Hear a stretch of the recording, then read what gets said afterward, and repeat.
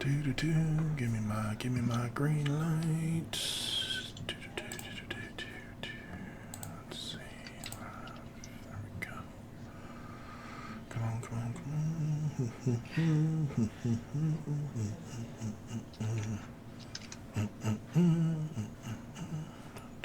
Oh, that's why.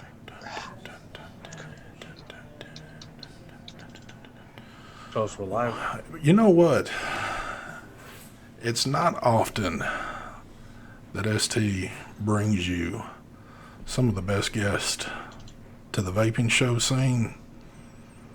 Well, who am I lying? I bring everybody to this shit. So anyway, I was really going to just break bad on this, but I guess I'm not going to. But we are going to officially start this show like we would start any show. Everybody comes to see one of the smoothest transitions in the vaping show game. And of course, I'm always going to give it to you. So here we go. I still don't see any.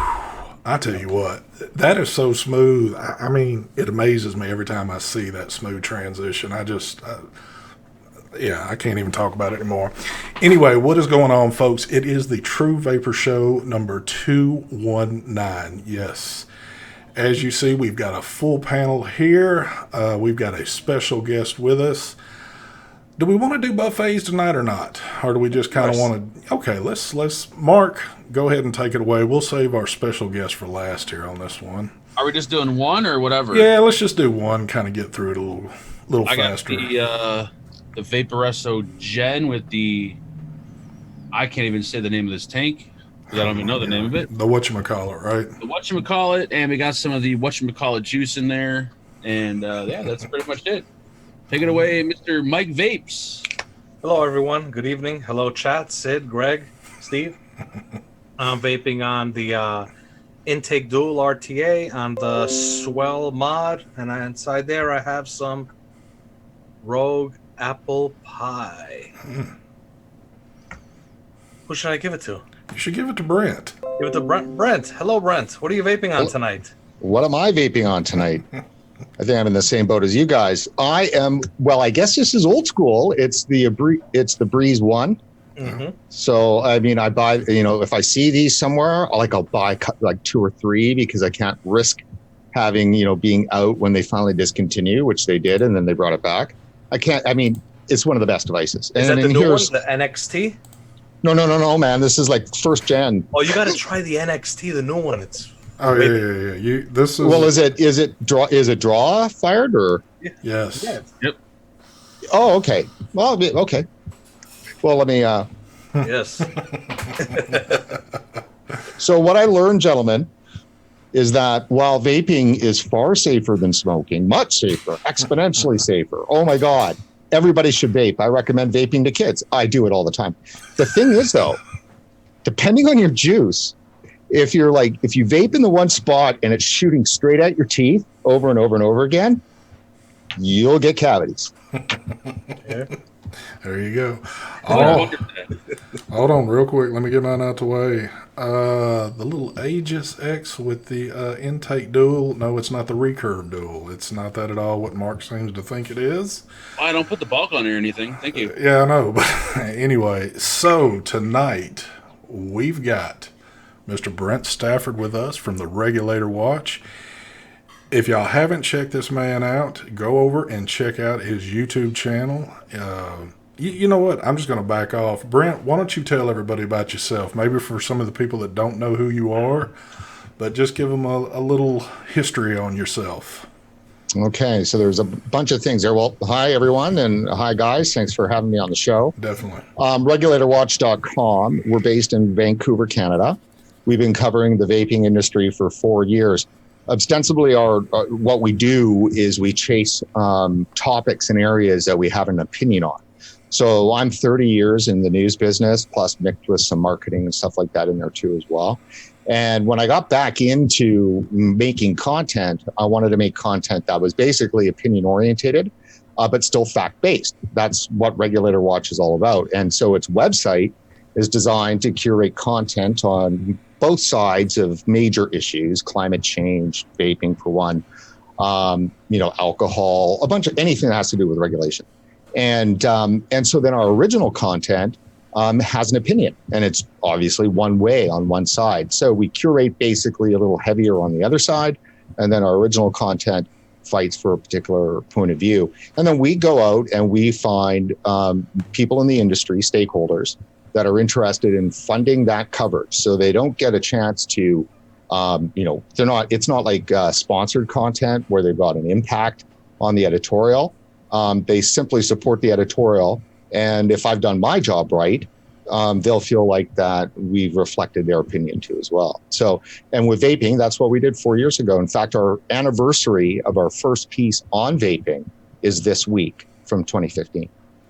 Gotcha. So the funny question, and I'll just go ahead and ask because I did not know this, and I didn't know if it was going to be a stupid question or not, but I had to ask Brent before we got started. I said, Brent, do you vape?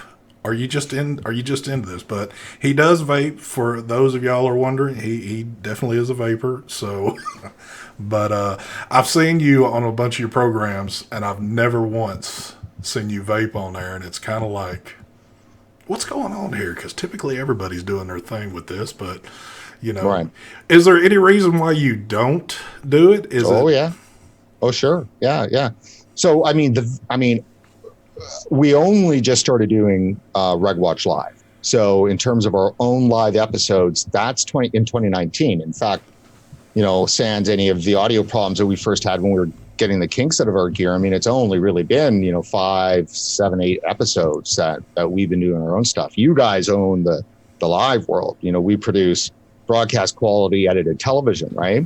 And so with our standard stuff, even if we're interviewing somebody that is a vapor or something, they're not vaping on screen in the stories. This is about the issues.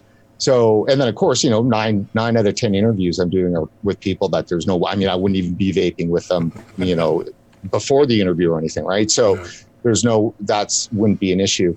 So, but overall though, I can say that I pretty much, there's a conscious decision to not be vaping on camera, even during live stuff, if I can help it. And every time that I do, it's very much on purpose. I know that I'm doing it specifically. This is okay. The important thing about my vaping is that it's not what led me into covering this issue at all. So I was a smoker for 25 years and I smoked 2 packs a day, but I quit smoking not through vaping. I quit smoking through Chantix. And so I went out of my brain, and it was about 2 months in it. And I literally was going back to smoking.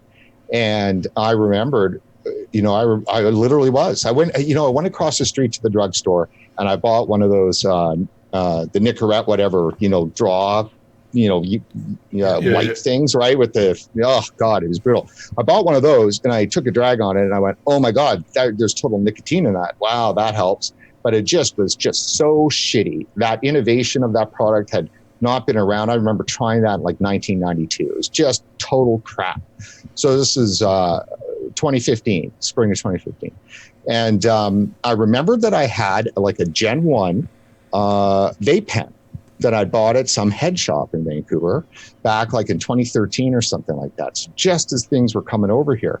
And, when you're a 2 pack a day smoker, that pen just, it just didn't do anything for me, but I threw it in a drawer with the juice. I charged it up, filled it up and started on it and went, oh my God, this thing really does work.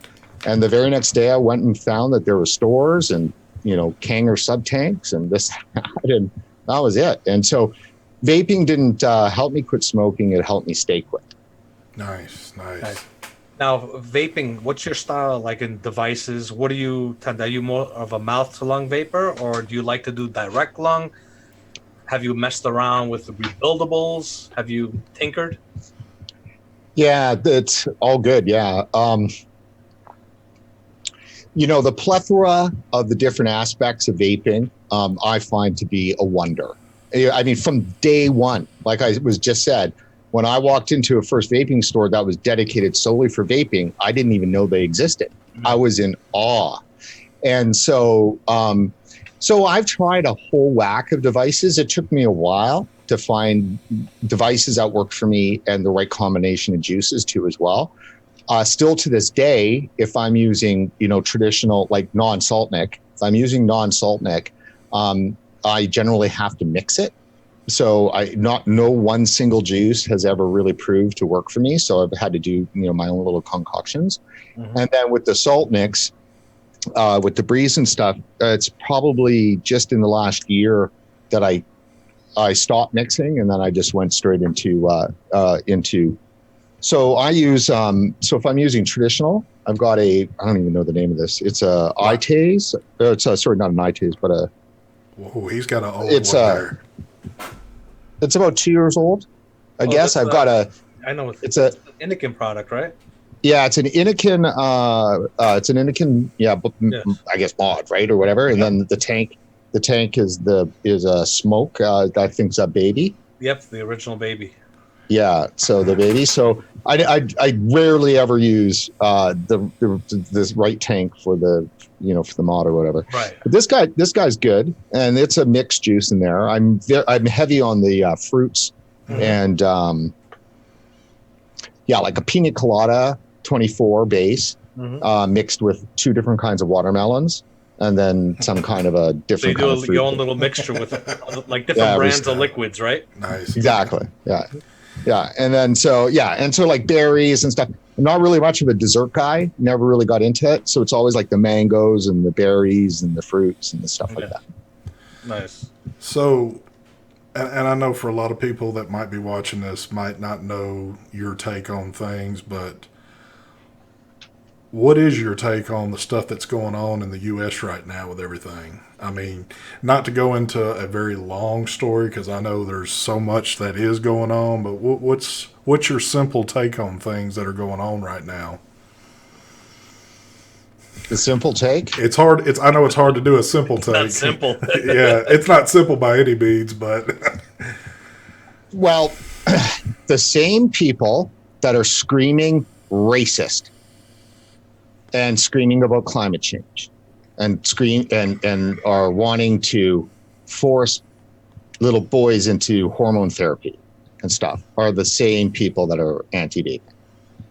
Every single one of those issues, all of them. Just think about it. I hate to say this, but just think of every issue Trump is supposed to be against, and all of those people are anti-vaping. And if you're a vapor and you go out and march in a climate change march, you're marching against yourself, because what they did to science in vaping, they first did it in climate change. And until you understand that, you will never win this battle. That's the simple. So true. Do you ultimately think that the U.S. is doomed? Well, the U.S. has if the U.S. is doomed, I mean, we're in a global war. I mean, because if the U.S. doomed on vaping? Well, I mean, it's one of those issues that the problem with that is that the problem is that progressives are on both the left and right. They're on the left mostly, and people don't recognize them on the right. But on the right, they're called rhinos. In Canada, they're called progressive conservatives. They're actually called exactly what they are. And in the States, they sit there in the Republican Party and pretend to be, for individualism, but they're really actually for statism. And so, they are going to be highly likely, which they've shown to be, to not stand up for vaping because, they see it, for one, they see it as an easy way to placate the social justice warriors that are screaming on the progressive side. And also because you do have the social gospel aspect of progressivism, which everybody forgets, is that progressives started out as Christians. That's where progressivism comes from. Their entire utopian ideal, while it's not, we don't see it as God-based, it's the social gospel. Their puritanical, ideological, maniacal bent is based in this utopian concept of Christianity. Not all Christianity, it's the progressive concept. And so they just ended up breaking away from that, and they've turned into this vicious pack of people that are still trying to make a better man, to make humanity better without God, right? And so, they're social engineering. And that's why they're so pissed off about the kids issue, is because they thought they really had it. They thought they had finally their generation properly socially engineered. I mean, they've got them all thinking that there's no gender, right? They've got them all, they got them all perfectly in their mind warpedness they wanted. And then all of a sudden, Juul and e-cigs pop around and they can't control them and they're acting like human beings. You're not supposed to act like that, right? They had them, socially engineered. So, vaping people need to understand this battle is an ideological battle. There's definitely something to it with MSA and tobacco money, and there's definitely something absolutely with the fact that the states are, sucking at the teeth of tobacco and all of that stuff, and big pharma and everything else. But far too often, I hear it all the time on our feeds, like today, yesterday, every day since this whole thing's exploded. It was typical. It's just everyone screaming about big tobacco and pharma. If you think that all of these politicians, if you think that the CDC has completely abrogated its responsibility for truth and science for tobacco money, you don't understand the enemy. I would like to say something about the kid issue because it was brought up last night on another show we were on. They simply are using the kids as an excuse. That is all it is. I hate the words kids being involved with this because the government doesn't give two shits about my kids or anybody else's kids. Because in my opinion, in my eyes, if you care so much about these kids, why haven't you banned all this other shit? Why are we just now, a few weeks ago, hardcore wanting to ban stuff? So my opinion to it though, but it pisses me off, when I hear the news stories about, oh, we're so worried about your kids and we're trying to do the best thing for your kids. You don't care about my kids. The best way to get anyone on board of anything is bring in kids. Yes. Say you care about the kids. Yep. And everyone's for it. What do you think, Brent, about that? Well, it's maddening. I mean, the concept. I mean, we had on our show, one of our U.S. coverage that we did last week. We had two gals on that were talking about the impact that was, all this was going to have, and one of them brought up the Hitler quote, the same quote that Matthew Elliott brought up in New York, and rightly so. Like there is no doubt. I mean, people need to understand that. If fascism comes to the United States of America, it's going to come with a smiley face on it. That was Jonah Goldberg, who wrote the book, what was it again? I've only quoted it a billion times, Liberal Fascism. And Jonah is a major writer and editor for National Review. It's fantastic work. And it just outlines basically that progressives are fascists. It's as simple as that, right? As soon as you take out of your brain the concept, see, they've done this brilliant job because they own the media, right? They've done this brilliant job of demonizing Hitler and the fascists in a way in which to obscure what a real fascist looks like. And a real fascist looks like people who are placing bans like this all over the place, that use kids all the time for excuses to take people's freedom and liberties away. And that's what fascism is.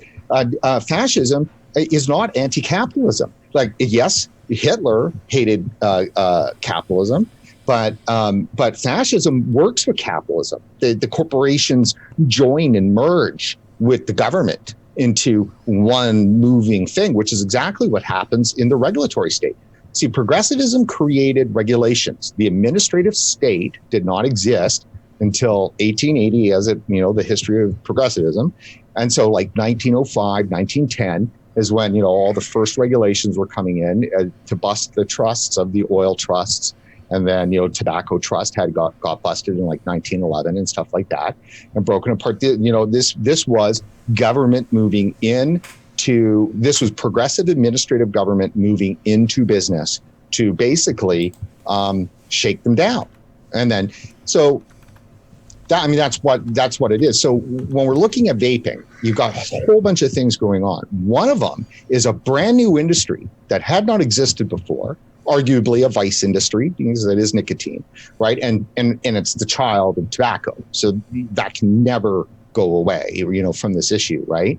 So you've got that. And then you've got tobacco. Well, hell, tobacco and alcohol were the two things that kept the government running. That's where all the money came to fund the government until there was personal income tax, right? How did the United States of America fund everything that it did? Keep in mind, the government was smaller because this was pre-administrative state and welfare state, but it was tobacco and alcohol excise taxes that funded the United States of America for 200 years, right?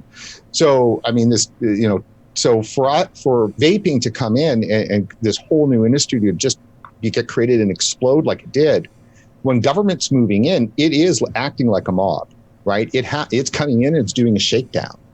And we're all getting bounced around from it. And so this hysteria is like the culmination of, 4, 5, 6 year process of them trying to get their fingers around how they're going to basically, they've been breaking arms and breaking legs and hasn't been doing it. And now they're going straight for it. Yeah. The plastic bag is over the head. So let me ask this. So the U.S. is in serious trouble right now. Is this problem flowing into Canada because of what's going on in the U.S.? Oh, absolutely. Yeah. Everything that happens in the U.S. immediately has an impact on Canada within days. So think of this. Okay. So the vaping-related lung illness, the very first media statement, media advisory that was made by CDC on this issue was August 16th. That was the very first one, and it was very short. August 16th. By September 11th, there was already a presidential ban. Think about that. That's less than a month. Yep. That's under 30 days. Went from the very first mention by the CDC to a presidential ban. Unbelievable. If that's not 100% coordinated, I don't know what is, right? Definitely 100%. You look at it, you go, there's just no way. It's impossible that just happens in this world. Nothing happens that fast. No. And then 7 days later was the first case in Canada.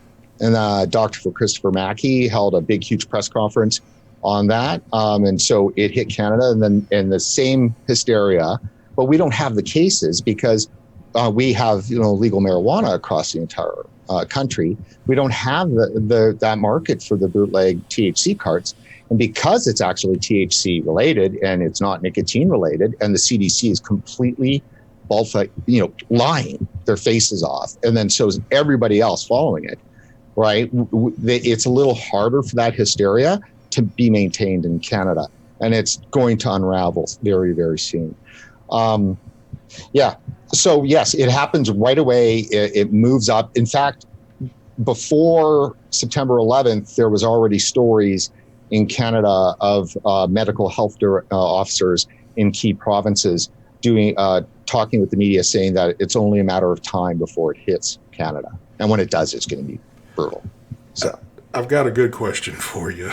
Well, they're all good questions, but what is your take on how they basically, and I don't even want to say overnight, within less than a day, they have banned all vaping products in Massachusetts, and shops just literally had to shut down, and that's it. No ifs, ands, or buts, no hearing, no discussing it. It's pretty much the hell with you, get your doors locked. Right. And there should be no surprise here. September 18th, 2018, when then Commissioner Scott Gottlieb made the hysterical announcement about the epidemic of teen vaping. We said this could happen. Abs 100%. This has been our coverage for a whole year from the moment he did that. When the largest public health agency in the entire world says that there is an epidemic and there is a clear and present danger, that's it. Right? We've been screaming, DrugWatch has been screaming about this for a year. We keep saying over and over and over again, they have the ability to quarantine. They can take the civil liberties away of entire towns, states, right? That's the public health ability. And so what are these governments, the governors doing? They're using their public health powers, right? Might as well be a quarantine, right? They're just banning the products, shutting down the businesses. Nobody gets a say. That's what happens when FDA calls it clear and present danger and an epidemic. It's like, I'll give you an example. I mean, it shows you that they have an agenda because let's say there's salmonella poisoning with lettuce. Mm-hmm. Does the health department say all supermarkets must close their shops down? No. No. But vape shops have to close down. Yeah. Every goddamn one of them. So it's... Yeah. It just doesn't make sense. So they know, nobody talks about this, but they really should. Not that you can do anything about it. But the fact is that the judge in the NGO versus FDA case signaled to the entire infrastructure of public health and anti-tobacco, anti-vaping, that they pretty much can get away with anything because at the federal court level, at least in Maryland, right, there's no friends of vaping. I mean, in the first paragraph in his ruling, he completely, totally accepted everything about the epidemic, right? Nothing. I mean, it was social justice in court ruling. Social justice, what I'm saying that against vaping, right? So there wasn't, I mean, it just 100%. So that signal was that, like, that was amazing because FDA, there should have been no reason why they lost the case, right? You can't take away the federal agency's power to set guidelines and timelines and deadlines. I mean, that just doesn't happen, right? It's extraordinary. And then for him to do that and the whole time completely within it, accept every single thing about the epidemic. I mean, that was it, right? That was like the train. Right after that, you can bet that everybody in the health, I mean, they were searching for a pretext for all this. Mm-hmm. So you can bet the CDC through all of their action networks, but not official things, had everybody on alert for reporting any kind of, lung related stuff, right? And I'm sure they've been looking for that for a year or two. Oh yeah. How do you feel Trump's first tweet? How damaging was that to the U.S. vaping scene about him? Well, it was bad, right? But I mean, I don't know. I think the stories came out before the tweets, didn't it? Or no? I don't know. They were. I think they were starting to circulate. They were starting to circulate a little bit. Then he made his call. But then he tried to retweet to say that, hey, well, I'm for y'all, but, I want to, again, here we go with the kid shit. I want to do what's right for the kids. Right. Yeah, that was the Friday. Yeah, when he appeared to backtrack. So, I mean, look, the thing is that, I don't know. I mean, definitely I can't report in terms of specifics. I can report in terms of kind of general, right? In terms of overall what the industry is trying to do right now. But we just saw Juul because so when a certain celebrity commits, a faux pas of, that, runs against the progressive orthodoxy, right? Everything around that person, pulls away, and all of the structures and stuff pulls away, and anybody that's close to that person gets crushed too, and everything else. And so we're seeing that happening here, not to the exact same extent, but a lot, right? So with Trump, so Juul has pulled away. Juul's pulled all of its lobbyists last week. So the end of last week has pulled its lobbyists. So Juul is not even lobbying the president anymore and made that clear. We're not lobbying in this whole process. So that hurts, right? Yep. Other groups and stuff are doing what they can, but, they're smaller and they don't have the same money as Juul has, right? Juul had that real money and connections to the White House. So I don't know. Like, I just found out today, I'm behind in some of our curation on our site because we have two major live streams coming up, which I'll share in a second with your audience. But there was a very interesting story. It's on the front page of of regulatorwatch.com. And let me just, you might have to go down to vaping. Let me just find it. Right. Okay. So it was a piece in the Federalist last week. And the Federalist is, libertarian orientated conservative website in the US. And the person, her name is Katie French Talento. The story is titled, "It's Not a Free Market When Consumers Are Addicts That Go for Big Vape Too." So this went out on one of the, on the Federalist. I mean, this should be an ally, this place. And Katie here, and she writes, "Until recently, I was the White House public health policy advisor to President Trump, hearing Juul's grandiose claims of being a global white hat on a mission to save the world from big tobacco." And then she spends 1,200 words just skewering the vaping industry. And she was Trump's senior health advisor up until just weeks ago, right? So the industry has just done an absolutely shitty job of looking at the landscape around Trump and the administration and going, who do we need to get to? Who are our enemies? I mean, there should have been natural alliances there because it's a Republican administration and everything that we know about Trump, there should have been a wall of knowledge built around Trump and his family, right? Yeah. Because to think that the progressives weren't going to get to Trump at some point is just insane. And that's what happened. He had no idea what was going on, right? Yeah. Melania got hit, and of course she's a mom and everything else, and she's going to hear the same things about Juul and everything else. And then all of a sudden, this issue, and then FDA, you got Sharpless there. He's completely no fan of vaping. Yep. Right? So what happens all of a sudden is just one day, this thing hits onto Trump, and he's like, oh yeah, sure, vaping's bad. Protect the children. Tweet. Sure, we'll ban it. Right? We needed to know that was going to happen. Some of us did.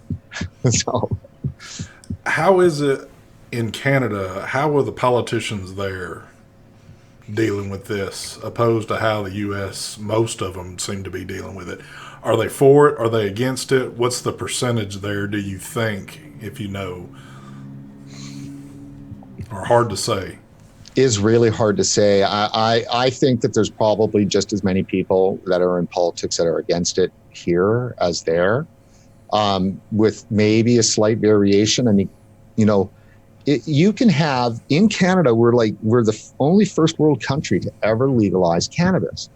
And you can be talking to somebody in healthcare, a public health official high up that spent their entire life fighting for harm reduction for needle exchanges in, say, Vancouver, or very familiar with the Vancouver scene, which, is one of the worst heroin, areas in the entire world, and been fighting for harm reduction for needles, have fought tooth and nail for the legalization of cannabis, but still believes that vaping is an evil and needs to be eradicated.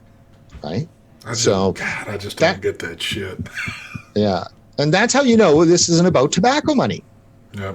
Right? Like anybody in the States who wants to just keep saying over and over and over again, it's tobacco money, it's pharma money, it's tobacco money, it's pharma money. Well, explain Canada. Yeah. Because there's no master settlement agreement here. I think it's more of they don't understand it, and because they don't understand it, they might think it's a gateway to drugs.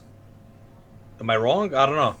No, I think that's the other thing too. I think they understand it quite well. It's nicotine. Look, smokers have been for the last 20 years turned into non-humans.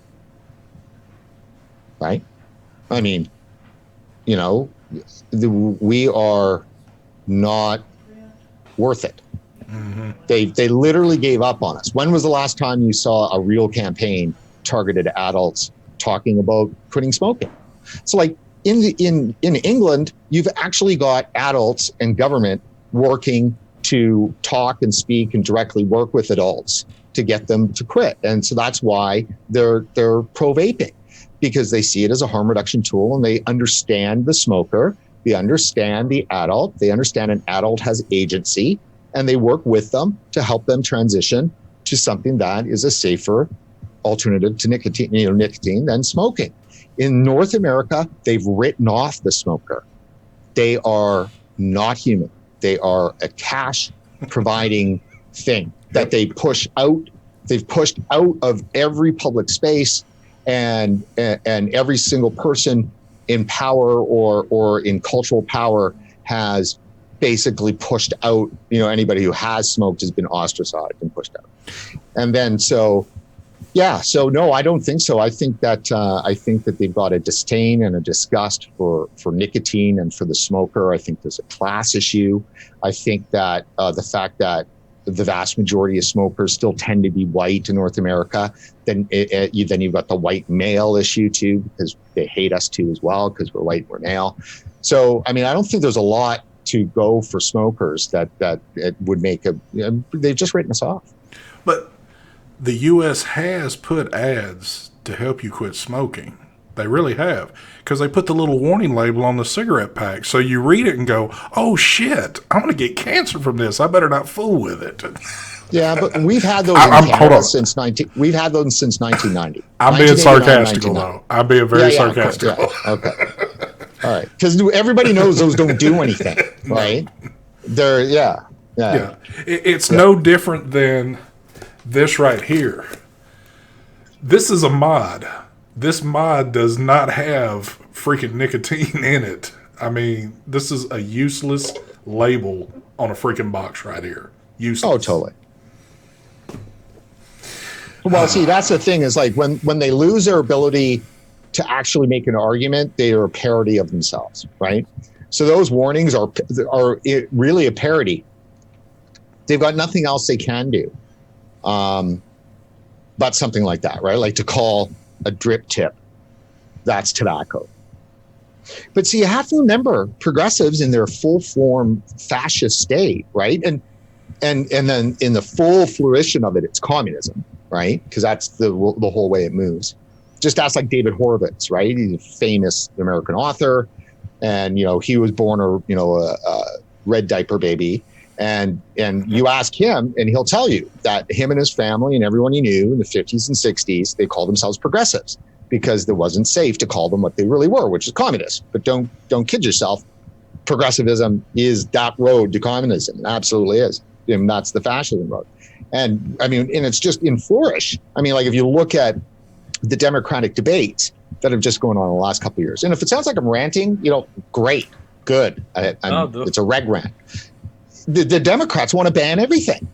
Yeah. How close do you need to be to fascism when there's or communism when they're saying that you have to turn over the entire economy to government in order for us to placate this small group of people for climate change, right? It's unbelievable. And so for me, I really don't. For me, I see vaping as just an extension.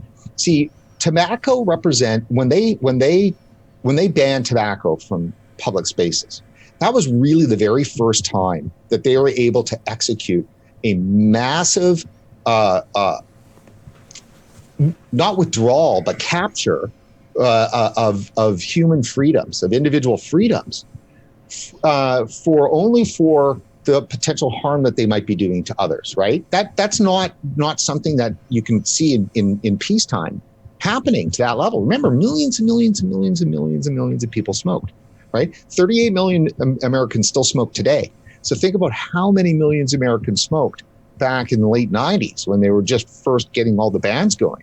And so they got all their corrupt secondhand smoke research out there, and then Stanton Glantz and everybody else, and all of that stuff's proven to be debunked. And they basically they couldn't ban smoking, but what they could do is they could say, hey, look, we've got the research that now shows that something you're doing is harming other people, killing other people. And based on that, they were able to withdraw civil liberties. And that's what they tried to make that argument with vaping. It's hard to, but they do. They talk about secondhand vape and this and that. So that's what the kids things did. The kids things is the equivalent of secondhand smoke for burning tobacco. It was the combination of a provable, to the extent that it's provable, increase in teen vaping, and then you've got the lung illness, so actual death. Together, that created the same environment of secondhand smoking research did, and it's allowing them to make these bans. Is there any chance we'll see a Brent Stafford for 2020 presidential candidate in the U.S.? Can't run because I wasn't born there. Hey, But, we'll bring you in anyway. but I can be a governor. But hey, let me bring this up. I gave you two graphics, Scott. One of them is the Jacob Greer Live. Is that what I gave you? Let me look. You see that? Let me look real quick. What did you send it to me on? I gave it to you on Facebook. Okay, let me pull. And there's two, because I just want to let everybody know about two upcoming shows. And one is directly connected to this what we're talking about here right now. And that is there's a brand new book that just came out. And now I know why I can't get it. So, and if you've got that graphic, it's Scott Taylor, right? Yes. There we go. I got it. It's the second one. Second one. And so this is a brand new book that just came out, published on September 18th. So we've got one up on these anti-vaping people that have, railroaded us, in 30 days. Jacob Greer, fantastic author. You will recognize some of his stuff definitely in the Atlantic and Slate, the Washington Times, LA Times. This guy's been writing for years, a couple of books out, and he's definitely been writing on the vaping issue. And so he's been working the last couple of years on this book called The Rediscovery of Tobacco, Smoking, Vaping, and the Creative Destruction of the Cigarette. So awesome. So there is stuff in here that is from as late as late July this summer. So you can tell that there was some feverish writing that was going on. I'm going to share the screen real quick. Sometimes we have issues with all of this and we try to share. So let me know, Mark, are you looking at the feed? I got it. I'm looking. Okay. I'm going to share it right now. I don't know. See, I'm seeing a black screen. Yep, so that's it.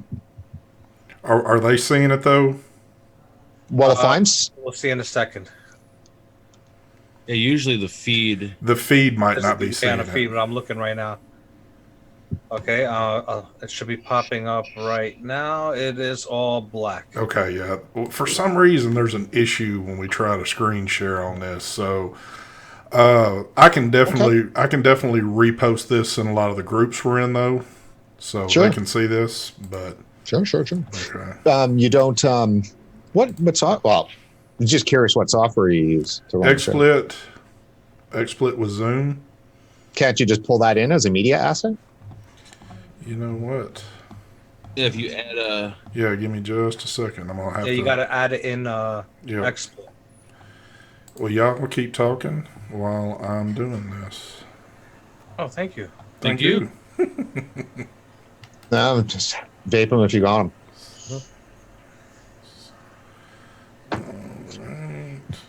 Yes. StreamYard is actually easy for that. We've been messing around with StreamYard. StreamYard. Yeah, it's another for streaming live on YouTube software. Yeah, they've got so Hey many man, things I've been saying this a lot. You guys, full props on what you do. We know how to produce, that broadcast quality edited television. Our live shows are just they're getting there. You're doing good. I mean, I was watching that one. I think you did one where you were just doing tests. I was in chat. Oh, we can't hear you. We can't hear you. Yeah. Lot of gear, man. And finding those bugs are pretty tough. Mm-hmm. Well, that's when is that when you transfer to using Skype and setting it all up through Skype? Well, I mean, the Skype decision was like the first one that we made because Skype, I was just telling Scott earlier, Skype has the NDI connection. Mm-hmm. So that makes it fantastic because it makes it really easy. No screen capturing for the feed. So say I got 2 or 3 people coming in on a live stream. I've got individual video and audio isolated streams coming in from Skype. It turns it into NDI, and then it broadcasts across my entire network. Uh-huh. And so it's actually broadcast technology that Skype has in there. The problem is that Skype has the issue on the guest end. So I'm all of a sudden, I was Zoom for a couple of years after using Skype for many, many years. And then now I'm back asking my guests, are you on wireless or wired? I need you on wired, you know? So, but in the end, that's the right system. So it's just a matter of making sure that the guests have got a good quality connection. Yeah. But you got it down pat now, right? Getting there. Last week. I think it was not last week, but maybe the week before last. I had to rip apart a bunch of my suite. Mm-hmm. Stuff like my switcher was plugged into talking to Wirecast into my Wirecast box, but it was plugged in through a USB hub. But all of my other things were taken up with like direct camera feeds and shit. And so, but I realized the thing was spiking the system, the USB drivers, and that was causing a problem. But it's not like every time. So these little bugs would show up, and it wasn't until I was able to like really get down to the nitty gritty to find out what was up. I see you got it on the screen. I see it. I did it backwards, but I'm at a point right now. I'm looking at like different things. For some reason, my computer is like being a little bit tempered. That's okay, man. No. Well, look, if it's all good. I'm all about making shit happen. I'm gonna make this happen. So it's mirroring? No. It's being slow for some reason. Is there? Well, it's okay. Well, this is. I'll just mention it, and then we can get on. So we got 2 live streams that are coming up. One tomorrow is with Dr. Mark Tyndall. So he was the former head of British Columbia Center for Disease Control. So CDC of British Columbia, he's the head of it. So he's a physician, doctor, right, of infectious diseases. And we've had him on our show several times. He's the guy that's responsible for the very first injection, heroin injection site in all of North America. So, and that was 20 years ago. So he is harm reduction king. And he's been very, very, I don't want to use the word pro because that's the right word, but it's not, right. It's not a good word to use when you're speaking of a physician and their approach. But, and he's been on our show quite a bit. So he's got a lot to say about what's going on. Because, for instance, as we all know, the CDC refused to make a distinction between vaping of traditional nicotine and THC vaping. Oh. And that distinction, failing to make that distinction, was purposeful. I mean, how could it not be? Yeah. Right? Now, you say purposeful. Yeah. Why do you think it was purposeful? Well, because this was the way, like I said, it's the bags over the head of vaping. I mean, they're thugs, right? The CDC is infested by progressives, which is rightly so because progressivism is public health. So, they've lost their ability to understand, like, you can't have a good government without progressives because progressivism, people who are drawn to poking around in other people's business and boss people around, right, and everything else, that's what makes a good government. In terms, like, to the extent that you need government and there is a government, you want people that are engaged, right, in that process. So the problem is that the deal that was made, which will sound very familiar to people, which is the deal that many people think that's still in place. And that's the deal where we have unbiased bureaucrats who work in the administrative state across all of the divisions, including healthcare and public health and stuff, and that they're professionals and that they're going to make unbiased choices and decisions on behalf of the good for everybody to the best of their judgments and ability. They've thrown that out. There's no such thing as truth. Science is corrupted, right? And the policymakers up there are propaganda artists, right?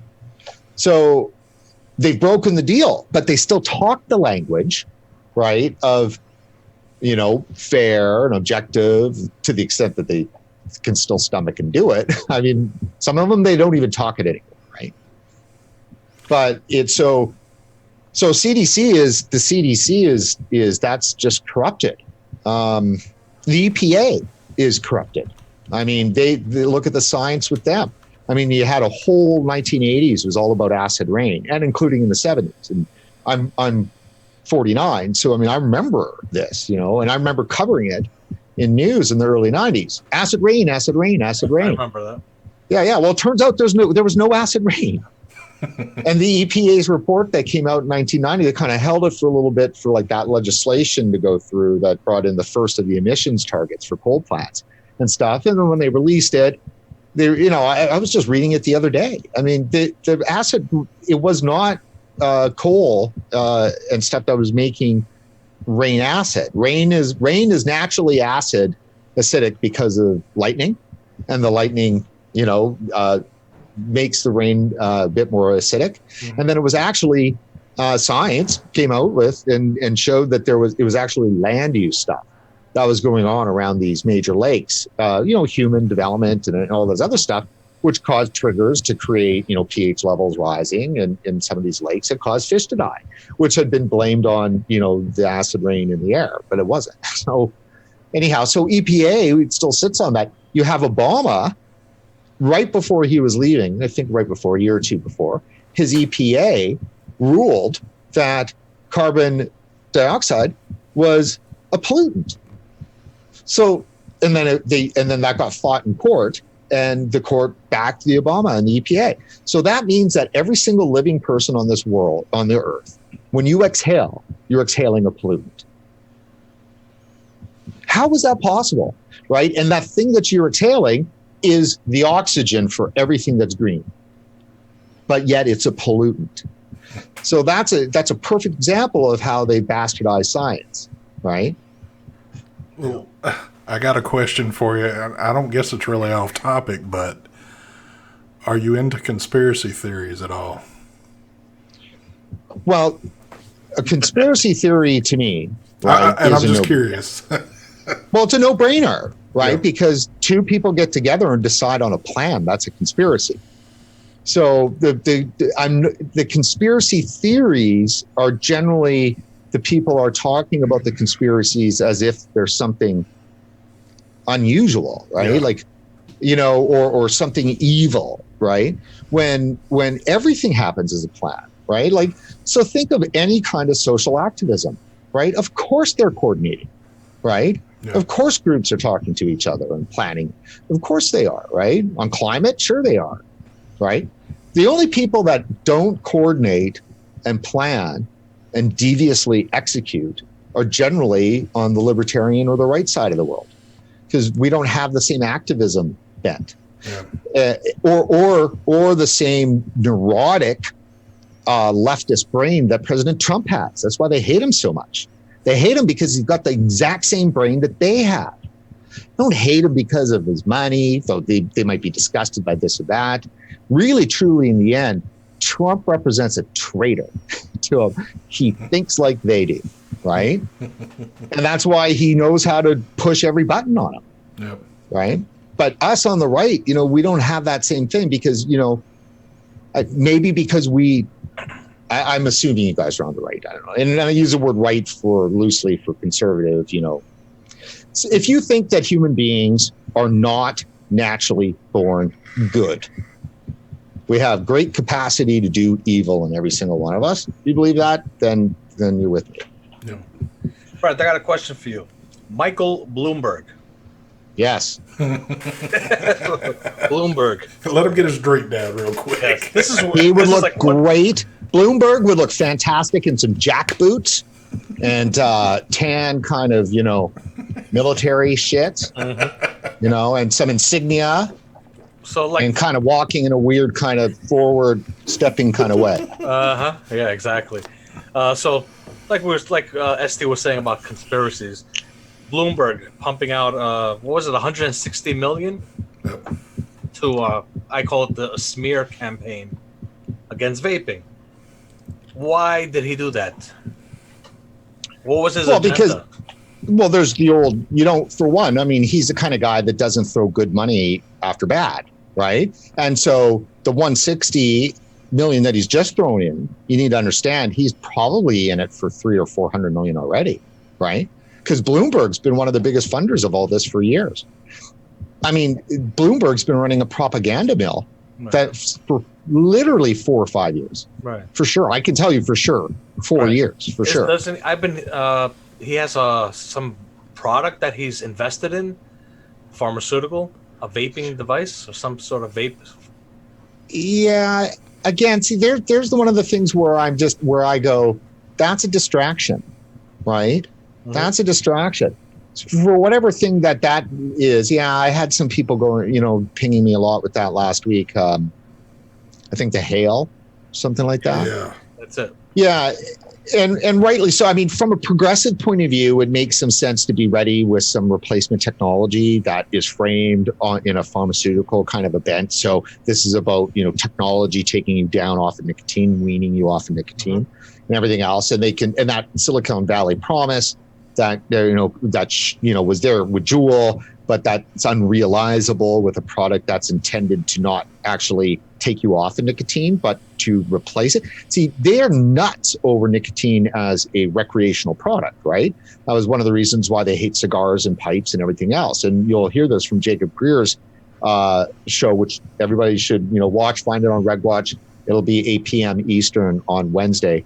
And Jacob will talk all about this. So I'm not going to get too far into it because he'll do better on this. But that's why we're calling it the pleasure principle, right? Unpacking the anti-vaping impulse, right? It's because that anti-vaping impulse is the exact same anti-smoking impulse, and it's rooted in a bunch of things. One of them being a real strong one is just a maniacal aversion to nicotine as a pleasure, right? And so that was always going to be something that vaping was going to bump up against. I mean, 4 years ago when we started, the first couple episodes, I remember asking, Clyde Bates or, whatever, Dr. Forcellino, these questions just go like, sooner or later there'll have to be new customers. Sooner or later, people are going to have to realize that we're adults and like nicotine, right? Like that, this is recreational nicotine usage.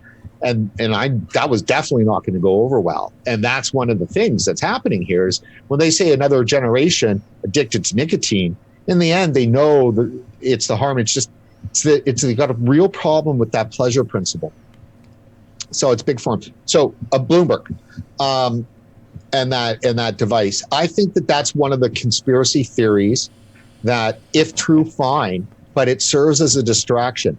My position is this, and love me or hate me, and I'm sure you'll hate me, but the fact is that the only thing that's similar, that all vapors share is that they were once smokers.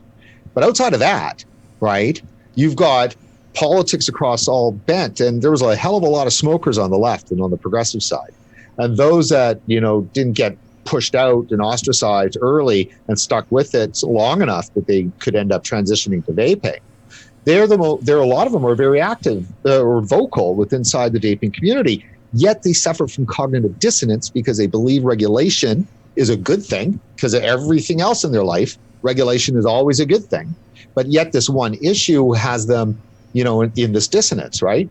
So it prevented them from understanding the opportunities of working with Trump because everybody they know hates Trump, right? And he's disgusting on every other issue.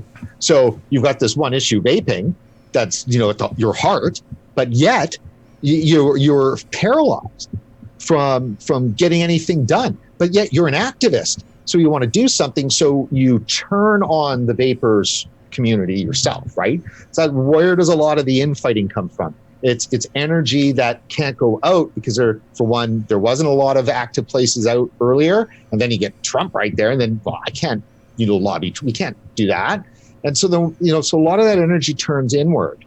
So and that's why it can get vicious sometimes. And so I think that the reliance on the big tobacco concept of conspiracy theory or the big pharma one, and especially when that's pushed by experienced vaping advocates, you got to ask them, why are you doing that? There's something more. It can't just be explained by that. Yep. Because that just distracts everybody. Now, and I know it's harder to go, we got to fight a political war, but that's what has to happen. Otherwise, look where you're at. States just dropping like flies. And if you want to just keep sitting there going, oh, this is big tobacco, well, it just doesn't explain it. So we're getting close to the end here. I guess my final question to you is, What is the future for the Regulator Watch? Regulator Watch's future. Well, if Regulator Watch's future is bright, whether or not it's going to have vaping coverage is going to be up to our viewers. So like everything, the industry is going dark, and RegWatch will be dark soon too on our vaping coverage. By the end of this month, I'm making a decision about whether or not we're going to be covering vaping anymore, to the extent of, some supported coverage from our anchor supporter. But we really desperately need our viewers to come in and start kicking in on a monthly commitment, just like $5. I've got to do the pleading for money thing that, I was so adverse to because we're news, but that's not the case now. We need a whack of $5 a month, a whack of 10, and some shops at 50 and 100. We don't need people breaking the bank. We just need the monthly committed subscriptions. And if you go to support.regulatorwatch.com, you can do that there. And I mean, we'll be here. I mean, we have Dr. Tyndall tomorrow. We've got Jacob Greer the next day. We're going to have a ton of content still this month. It's just a matter of going, if I can't even book people to come on the show unless I know that I can keep the lights on. So we do need the help. Gotcha. There you go, everybody. Help out. I know I asked you before the show started about a Patreon. Are you planning on doing a Patreon for Regulator Watch? There is a Regulator Watch Patreon account that was up, which I put up there about 2 years, 18 months ago, maybe. Mm-hmm. And then when I put it up, but I was always hesitant on it because when you go online and you're on our shows, to make it work, I have to mention it over and over and over again. And that was going to mean it was going to immediately bleed directly into our main content. Right. And so, we're interviewing, Director General of Tobacco Control Director of Health Canada. And the first thing I'm doing is a Dave Rubin or a Ben Shapiro and going, and so we need to have some carpet cleaning, or whatever. So it just wasn't going to work because we're not that same animal. We're not producing kind of entertainment, political content. We're trying to help save lives. And we're getting the biggest, researchers on who are already extremely sensitive about coming on a show that is funded by industry, right? Like think of Public Health England. There's no way they would have come on our show on a particular episode that was, supported. So, but the thing about Patreon is why we didn't do anything more is that just right around about a year ago, when I was looking up what to do, they kicked off a bunch of conservative voices, Argon Assad, and stuff like that over social justice stuff. And I went, whoa, wait a minute. If I invest time into Patreon, there's nothing that's going to prevent them from just flicking us off, right? And because it's e-cigarettes and vaping, I was like, I can't count on that. Yeah. So that presented a real problem for us, is because we couldn't trust, I personally could not trust any of the subscriber systems, and they kept kind of going worse and worse. So eventually at the end of the spring, I decided to build my own solution. So I've got a direct relationship with Stripe. I've got a clunky kind of a system that we kind of put together, but overall it's completely works, and it's with Stripe. So, and we own that. So the only relationship I've got to worry about is Stripe. And I don't think that we're going to have a problem with Stripe on e-cigarettes. Right. That's why I took it as well. So the thing you have set up on regulatorwatch.com, that's a one-time donation, or do you have it to where it's like almost like a subscription donation where monthly $5 or $10 gets pulled out of the account? I don't know how you have it set up.